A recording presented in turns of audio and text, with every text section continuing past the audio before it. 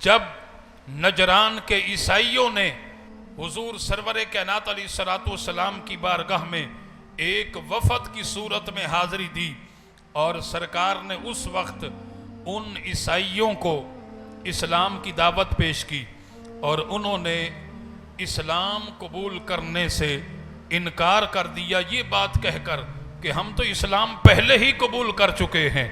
سرکار نے فرمایا کہ نہیں، تم جھوٹ بولتے ہو، تم حضرت عیسیٰ علیہ السلام کو اللہ کا بیٹا مانتے ہو، جبکہ وہ اللہ کے بندے ہیں، اللہ کے نبی ہیں، اور لہذا تم اسلام قبول کرو۔ عیسائی کہنے لگے کہ ہم حضرت عیسیٰ علیہ السلام کو اللہ کا بیٹا اس لیے مانتے ہیں کہ وہ بغیر باپ کے دنیا میں تشریف لائے ہیں۔ نبی کریم علیہ السلام نے ارشاد فرمایا کہ حضرت آدم علیہ السلام بھی تو بغیر باپ کے دنیا میں آئے ہیں، بلکہ وہ تو بغیر باپ اور بغیر ماں کے دنیا میں تشریف لائے ہیں، کیا ان کو بھی اللہ کا بیٹا مانا جائے؟ ہرگز ایسا نہیں ہے۔ یعنی سرکار نے قرآنی آیات کے دلائل دے کر کے اس بات کو ثابت کیا کہ حضرت عیسیٰ علیہ السلام اللہ کے بیٹے نہیں بلکہ اللہ کے بندے ہیں، اللہ کے نبی ہیں۔ اور جب وہ عیسائی اس بات کو نہ مانے تو اللہ کریم نے اس وقت کلام الرحمن کی اس آیت بینات کو نازل فرمایا۔ خالق کائنات نے ارشاد فرمایا فَقُلْ تَعَالَوْا نَدْعُ أَبْنَاءَنَا وَأَبْنَاءَكُمْ وَنِسَاءَنَا وَنِسَاءَكُمْ وَأَنفُسَنَا وَأَنفُسَكُمْ ثُمَّ نَبْتَهِلْ فَنَجْعَلْ لَعْنَةَ اللَّهِ عَلَى الْكَاذِبِينَ۔ فرمایا کہ پیارے حبیب ان عیسائیوں سے، نجران سے آئے ہوئے لوگوں سے آپ جو ہے وہ مباہلہ فرمائیں، ان سے کہہ دیں فَقُلْ تَعَالَوْا نَدْعُ أَبْنَاءَنَا وَأَبْنَاءَكُمْ، ہم بھی اپنے بیٹے بلاتے ہیں، تم بھی اپنے بیٹے بلاؤ، وَنِسَاءَنَا وَنِسَاءَكُمْ، ہم بھی اپنی عورتوں کو بلاتے ہیں، تم بھی اپنی عورتوں کو بلاؤ، وَأَنفُسَنَا وَأَنفُسَكُمْ، ہم بھی اپنی جانیں لے کر کے آتے ہیں، تم بھی اپنی جانیں لے کر کے آؤ، ثُمَّ نَبْتَهِلْ، مباہلے کے لیے تیار ہو جاؤ، ہم مباہلہ کرتے ہیں، فَنَجْعَلْ لَعْنَةَ اللَّهِ عَلَى الْكَاذِبِينَ، جھوٹوں پر ہم لعنت کریں گے۔ سرکار نے ان عیسائیوں سے جب یہ کہا کہ مباہلے کے لیے تیار ہو جاؤ، جھوٹ وہاں سامنے آ جائے گا، سچ بھی سامنے آ جائے گا، یعنی وہاں سچ کا سچ اور جھوٹ کا جھوٹ واضح ہو جائے گا۔ اب ان عیسائیوں نے کہا کہ ہمیں مہلت دی جائے، ہم آپس میں مشاورت کر لیں۔ اب انہیں مہلت دی گئی، اور اس کے بعد اب محترم حضرات، نبی کریم علیہ السلام جب مباہلہ کے لیے تشریف لاتے ہیں، قربان جائیے، حضور اس وقت جناب مولا علی شیر خدا، علامہ امام فخر الدین رازی تفسیر کبیر کے اندر، اور علامہ محمود آلوسی روح المعانی کے اندر، اسماعیل حقی روح البیان کے اندر، اور علامہ قرطبی تفسیر قرطبی کے اندر، اور علامہ خازن تفسیر خازن کے اندر، شاہ عبدالحق محدث دہلوی رحمت اللہ علیہ نے محترم حضرات مدارج النبوت کے اندر فرمایا کہ سرکار مولا علی شیر خدا اپنی پیاری شہزادی جناب سیدہ فاطمہ الزہرا، امام حسن مجتبی، امام حسین کو اپنے ہمراہ لیتے ہیں، اور مباہلے کے لیے اب تیار ہو کر کے آقا کریم علیہ السلام تشریف لا رہے ہیں۔ اب ذرا اس نقطے کو سمجھنے کی کوشش کیجئے گا، جب یہ عظیم گھرانہ، جب یہ عظیم اہل بیت کے افراد مباہلہ کے لیے آتے ہیں، قربان جائیں جناب سیدہ کی عظمت اور شان پر، یعنی اپنے بیٹوں اور اپنے شوہر اور ابا جان کے جھرمٹ کے اندر پردے کے ساتھ آ رہی ہے۔ اور یہاں ایک عظیم نقطہ میں نے ایک جگہ پر پڑھا کہ جب یہ عظیم گھرانے کے افراد چلے تو سرکار نے ارشاد فرمایا کہ بیٹی فاطمہ، جس مقام پر میں قدم رکھوں گا وہاں آپ نے قدم رکھنا ہے، جس مقام پر آپ قدم رکھو گی وہاں مولا علی شیر خدا قدم رکھیں گے۔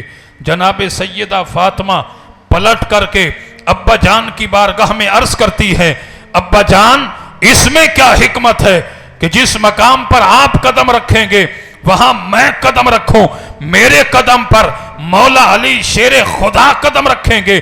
حضور نے فرمایا کہ بیٹی فاطمہ نیچے سے اگرچہ زمین دیکھے گی تو مصطفیٰ کا قدم نظر آئے گا، اوپر سے اگرچہ آسمان دیکھے گا تو مرتضیٰ کا قدم نظر آئے گا۔ ارے جن کے قدموں کا یہ پردہ ہے تو ان کی ذات کا کتنا پردہ ہوگا۔ یعنی سرکار نے فرمایا کہ زمین بھی فاطمہ کا قدم نہ دیکھ سکے، اس لیے فرمایا کہ جہاں میں قدم رکھوں فاطمہ وہاں آپ نے قدم رکھنا ہے۔ اور سرکار نے اس بات کو بھی پسند نہیں کیا کہ آسمان اس قدم کا نشان دیکھ سکے، فرمایا کہ بیٹی جہاں آپ قدم رکھیں گی وہاں مولا علی شیر خدا قدم رکھیں گے۔ اللہ اکبر۔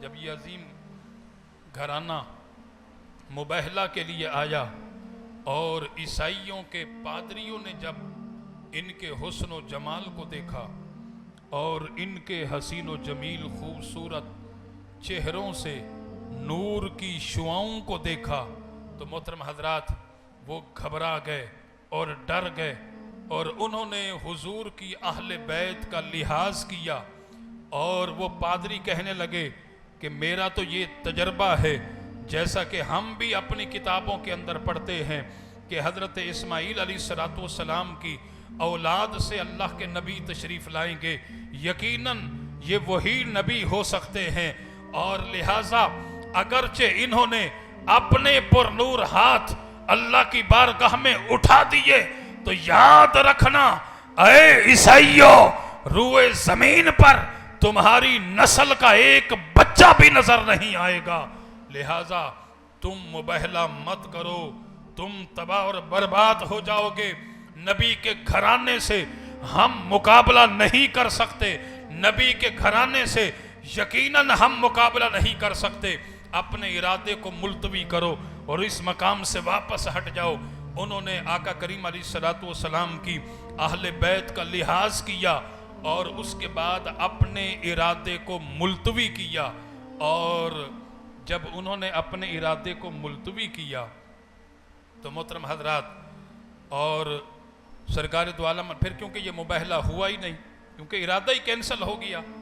لیکن یہاں میں جو بات عرض کرنا چاہتا ہوں، یہ سارا واقعہ آپ کی سماعت کی نظر کیا میں نے اس لیے کہ محترم حضرات عیسائیوں نے حضور کی اہل بیت سے مقابلہ نہیں کیا، ڈر گئے، حضور کی اہل بیت کا لحاظ کر لیا، لیکن یزید ناپاک نے حضور کی اہل بیت سے مقابلہ نہ صرف مقابلہ کیا بلکہ حضور کی اہل بیت کو بے دردی کے ساتھ شہید کیا۔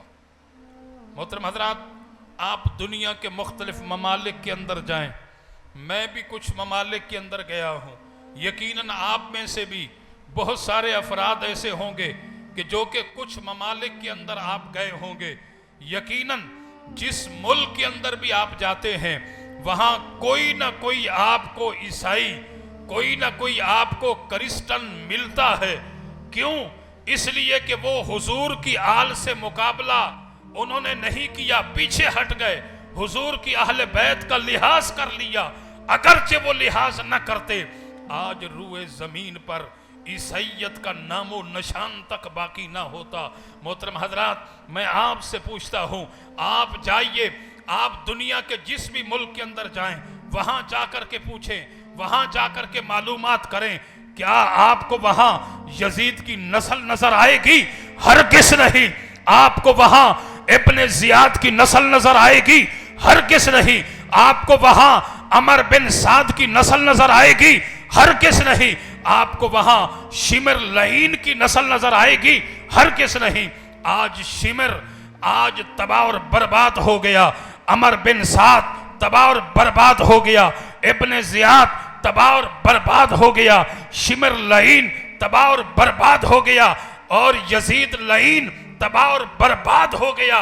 ارے یزید آج بھی مر گیا ہے، یزید اس وقت بھی مر گیا تھا، حسین کل بھی زندہ تھا اور حسین آج بھی زندہ ہے۔ اللہ اکبر، یا رسول اللہ، یا حسین۔ تو میرا حسین کل بھی زندہ تھا، میرا حسین آج بھی زندہ ہے۔ آج دنیا کے جس کونے پر بھی جائیں گے وہاں امام حسین کی عظمت کا جھنڈا لہرا رہا ہوگا، اور اسلام کا پرچم جس شان اور شوکت سے لہرا رہا ہے، یقیناً یہ امام حسین کی وہ عظیم الشان قربانی ہے۔ اس لیے تو فرمایا کہ کونین میں بلند ہے رتبہ حسین کا، کونین میں بلند ہے رتبہ حسین کا، فرش زمین سے عرش تک شہرا حسین کا، بے مثل ہے جہاں میں کنبہ حسین کا، بے مثل ہے جہاں میں کنبہ حسین کا، سلطان دو جہاں ہے نانا حسین کا۔ مل کر کہیں سبحان اللہ۔ امام حسین سے محبت کرنے والوں سینے کا زور لگا کر کہہ دے سبحان اللہ۔